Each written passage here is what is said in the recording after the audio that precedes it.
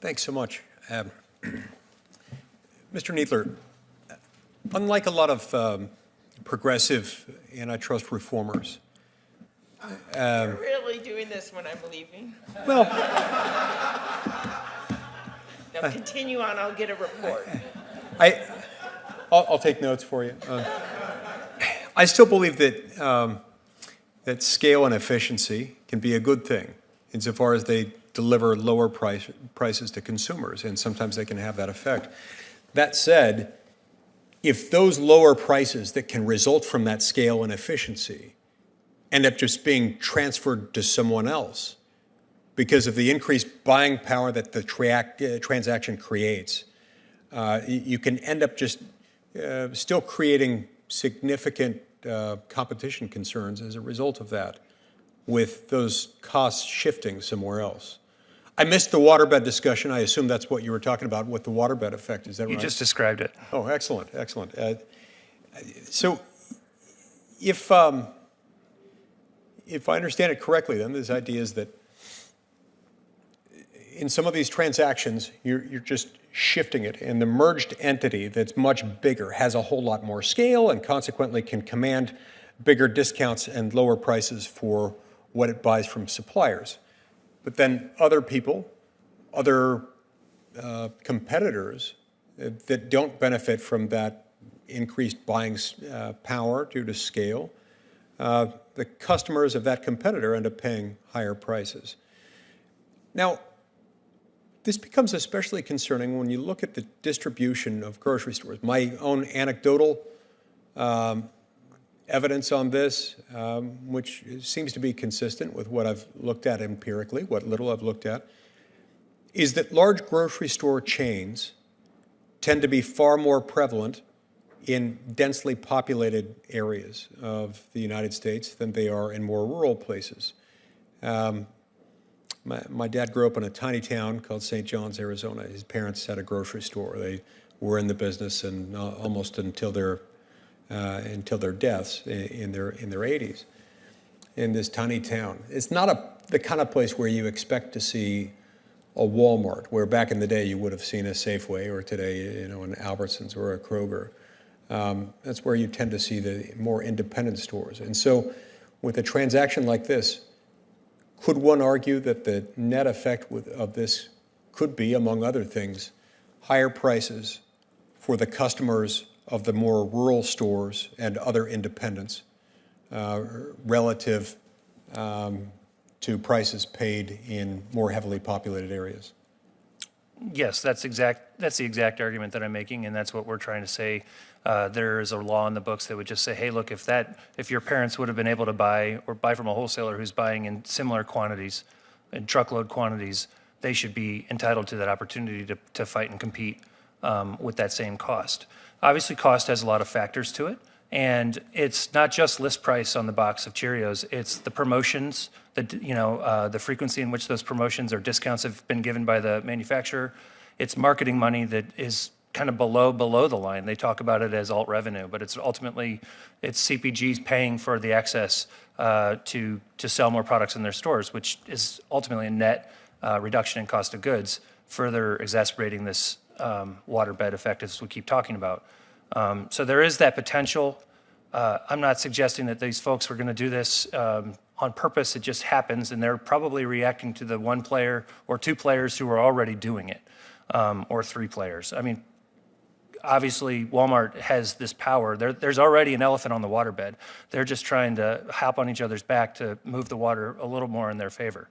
But if we could try to put those guardrails out there, and if we could try to level the playing field and enforce it and say, hey, look, we want a fair shake for a broad spectrum of retailers, then mergers like this become less consequential. Scale will still occur through operating leverage, will still occur through know-how and technology and culture and capital. Those things are all still going to exist. But when we get down to the raw cost of goods, which is our biggest line, I mean, this is the one we want to make sure at least we have parity on.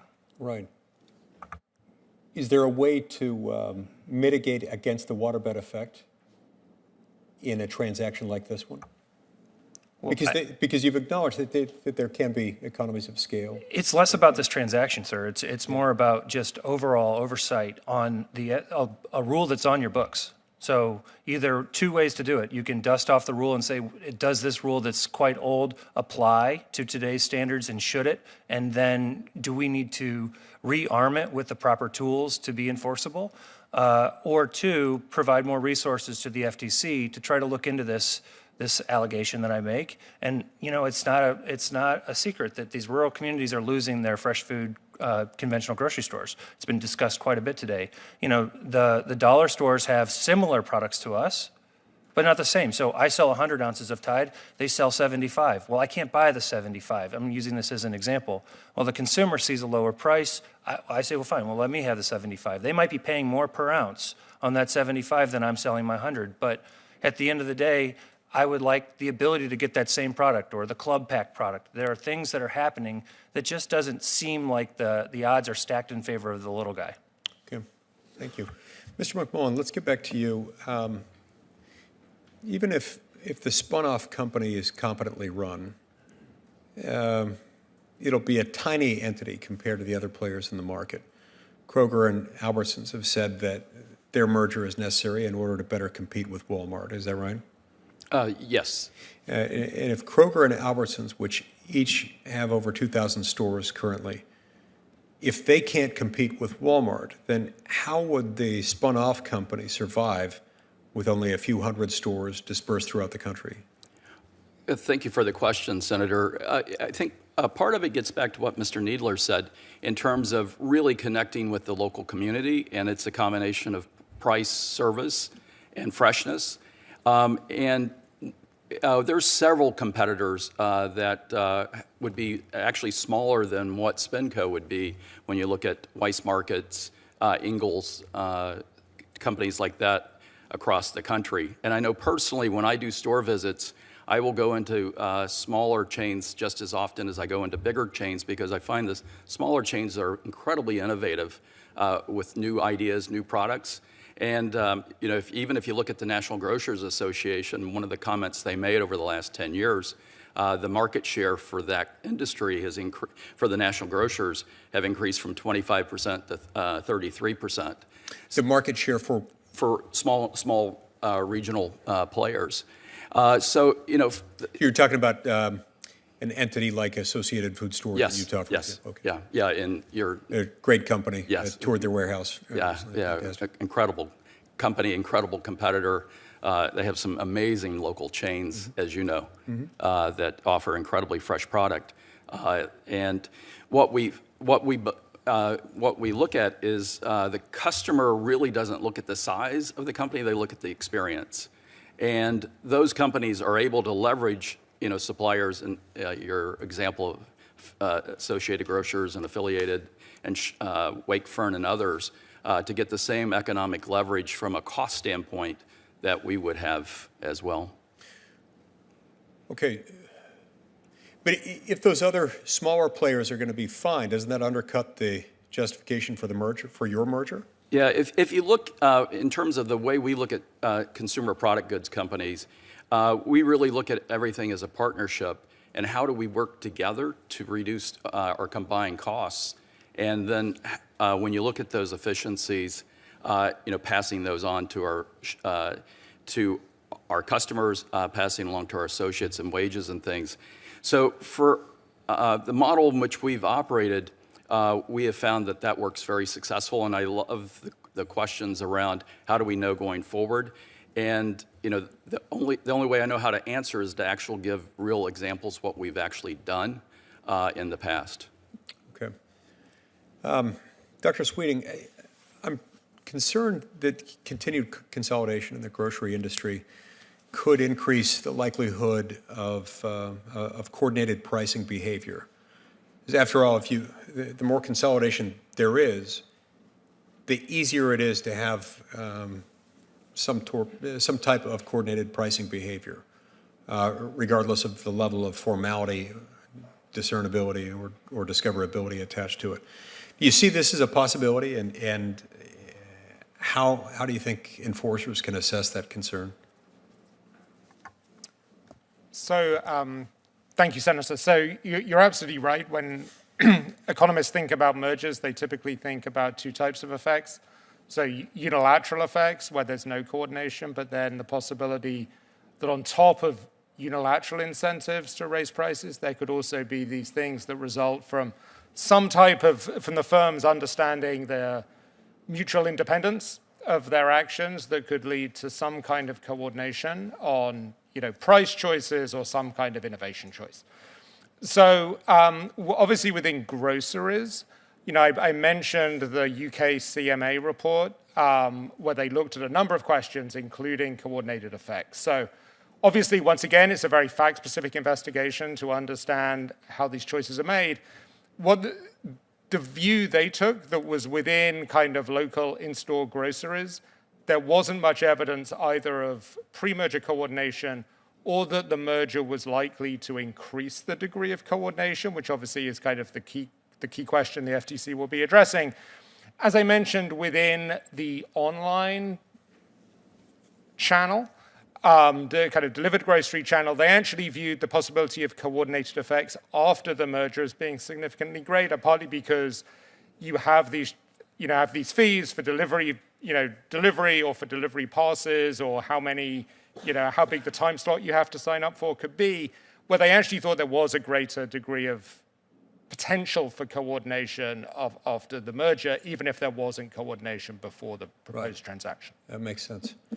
Mr. Sharma, should we be concerned at all about the possibility that further consolidation in the grocery industry could lead to additional consolidation among grocery stores' suppliers? Yes, thank you for the question. So can I just go back to the coordination point?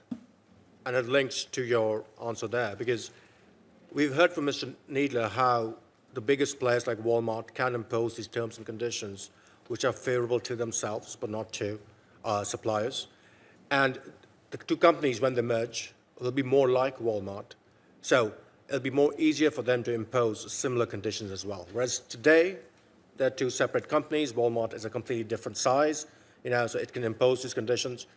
After the merger, these guys will be about the same size, so they can easily, what's the word you use, mutually come to a mutual understanding and have similar conditions, which would then... Mutual understanding there being euphemism? Yeah, for example, have similar conditions for suppliers, similarly onerous conditions for suppliers, not just in pricing, but also conditions for suppliers. And that could then lead to the suppliers saying, hey, we need to also consolidate so that we can bargain better with these two big players now.